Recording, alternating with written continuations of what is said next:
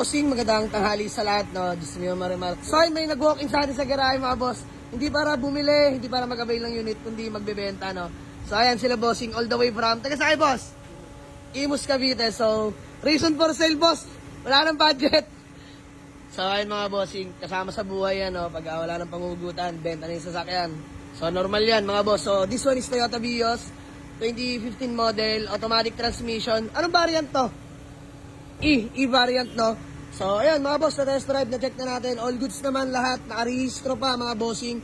Valid na yan till next year, 2026.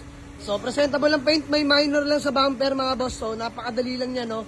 Mahalaga, makina, trani, papeles. So, ayan, mga boss, Toyota Vios, E-variant na 2015, all power na yan, mga bossing. Ayan, no? So, pakita ko lang sa inyo, mga boss, 80k urig mileage, no? Diyos mio, marimar.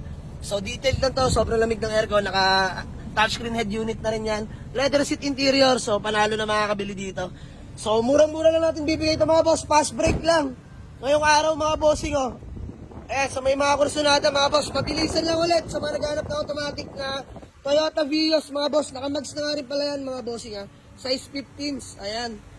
So, okay. PM lang kayo, mga boss. Or punta nyo lang sa garahe. Madali tayo kausap. Bariyahan lang tayo, mga boss. Papas break ko lang to. Issue lang, mga boss, ha, bumper, may mga konting gas-gas. Pero dalas, all goods yan, original paint pa, mga bossing. So, ayan, maraming salamat. Bossing! Ayan, bilangan, no? Ayan, pangalan nyo, boss? Interview muna, pangalan mo? Gilo. Ayan, Gilo. Boss, Gilo pala ito. Madam, pangalan nyo po? Marie. Ayan, si Ma'am Marie, boss. Jen.